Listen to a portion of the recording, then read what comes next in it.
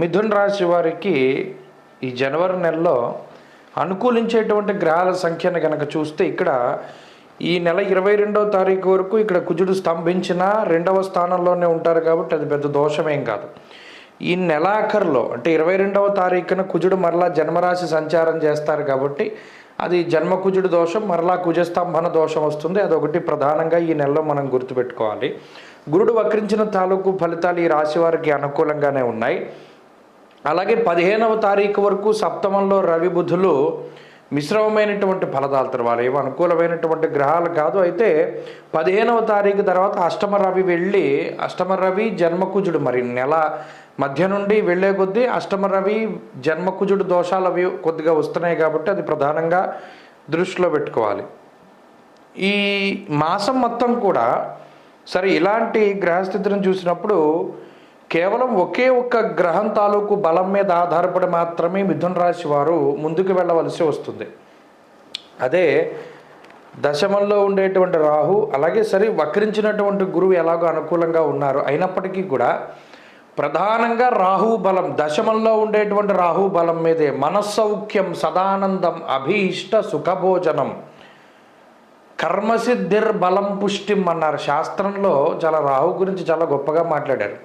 చాలామంది అనుకుంటారు దశమంలో రాహు పెద్ద యోగించేటువంటి గ్రహం కాదు గోచారంలో అని. అది అక్కడే పొరపాటు చేస్తారు. గోచారంలో కానీ జాతకంలో కానీ దశమంలో ఉండేటువంటి రాహు ఆయన ఉండేటువంటి స్థానం ప్రకారంగా ఫలితాన్ని ఇస్తారు. ఇందాక చెప్పుకున్న మనస్సౌఖ్యం, సదానందం, అభీష్ట సుఖభోజనం. ఇప్పుడు మిథున రాశి వారు గత కొన్ని నెలలుగా వాళ్ళు నిలబడగలుగుతున్నారు. చాలా రకాలైనటువంటి ఇబ్బందులు వచ్చాయి, చాలా అవమానాలు వచ్చాయి, చాలా ఆర్థిక ఇబ్బందులు వచ్చాయి, చాలా అనారోగ్య సమస్యలు వచ్చాయి. ఇలా ఉద్యోగంలో, వ్యాపారంలో అనేక రకాలైనటువంటి కష్టసాధ్యమైనటువంటి నిర్ణయాలు, ఎవ్వరూ తీసుకోనటువంటి నిర్ణయాలు, ఎవ్వరూ వెళ్ళలేనటువంటి మార్గంలో వాళ్ళు వెళ్ళినప్పటికీ కూడా మరి వాళ్ళు ఏ బలం మీద నిలబడగలిగారు, వాళ్ళు దేనికి వాళ్ళకి ఏది సపోర్ట్ ఇస్తోంది గ్రహాల్లో అంటే అది రాహు యొక్క బలమే. దశమంలో రాహు మాత్రమే ఆ బలాన్ని ఇవ్వగలరు. దశమం చాలా గొప్ప కేంద్ర స్థానం ఈ రాశి వారికి. మరి అందులో ఇందాక అనుకున్నట్టు మనస్సౌఖ్యం, సదానందం, ఏది దొరికితే అది దాంతోనే వాళ్ళ ఆనందాన్ని ఫీల్ అవుతూ దాంతోనే సాటిస్ఫై అవుతూ ముందుకు వెళుతూ ఉన్నటువంటి వారు. ఫలానాది కావాలి అన్న రిక్వైర్మెంట్ ఏమీలా, ఓకే మనకి ఇది వచ్చింది, కనీసం ఇదైనా వచ్చింది అనేటువంటి సంతృప్తి ఎక్కువగా ఉన్నది మీరు గమనిస్తే. మరి ఈ మాసంలో కూడా రాహువే ప్రధానంగా కాపాడేటువంటి గ్రహంగా ఉంటూ ఆయనతో పాటుగా గురువు కూడా కొంత అనుకూలిస్తూ ఉన్నటువంటి తరుణంలో ఒక చిన్న పాజిటివ్ హోప్ అనేటువంటిది ఈ రాశి వారికి ఉంటుంది. ఖచ్చితంగా గత మాసాలతో పోల్చుకుంటే కొంత అనుకూలమైనటువంటి గ్రహస్థితి వస్తుంది.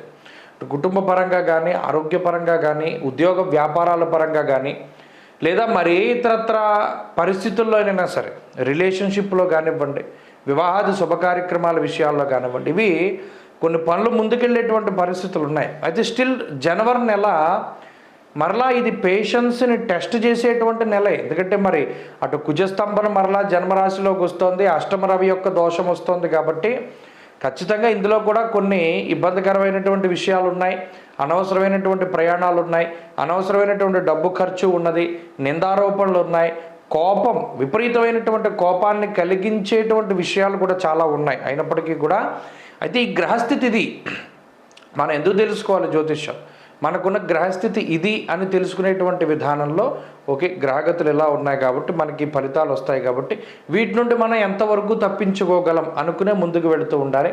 ప్రధానంగా కావలసింది పేషెన్స్, ఓర్పు, సహనం అనేటువంటి దాన్ని ఈ 2 నెలల్లో కూడా అంటే జనవరి ఫిబ్రవరిలో కూడా కొంత అలవాటు చేసుకుంటూ ముందుకు వెళ్ళడం ఒకటి. రెండవది తొందరపాటు తనం లేకపోవడం, ఏ పని చేయడానికైనా సరే సానుకూలంగా సామరస్యంగా ముందుకు వెళుతూ ఉండడం, కొంత టైం తీసుకునైనా సరే ముందుకు వెళ్ళాలి, అంతే తప్పితే కంగారుగా నిర్ణయాలు తీసుకోకూడదు. అలాగే భగవద్ ఆరాధన చాలా మంచిది. ఏ గ్రహం తాలూకు ఆరాధన చేయాలండి, గ్రహం తాలూకు ఆరాధన వద్దు.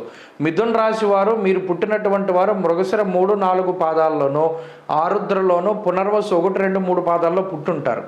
మీరు ఏ రోజునైతే పుట్టారో చూసుకోండి, ఆ రోజున కంపల్సరీగా దేవాలయానికి వెళ్ళండి. 7 రోజుల్లో ఏదో ఒక రోజు పుట్టుంటారు కదా, ఆ రోజున మధ్యమాంసాలు భుజించకుండా దేవాలయానికి వెళ్ళి చక్కగా దీపారాధన చేసి మీకు కావలసిందల్లా ఏంటి అంటే రాహు బలాన్ని పెంచుకోవడం, కుజుడు రవి యొక్క బలాలను కొంత వ్యతిరేకతను తగ్గించుకోవడం. అందుకని ప్రతిరోజు కూడా సూర్యారాధన చేయండి. ఆదిత్య హృదయ స్తోత్ర పారాయణ క్రమం తప్పకుండా చేస్తూ ఉండండి. మంచి ఫలితాలు సంప్రాప్తమవుతాయి. స్వస్తి.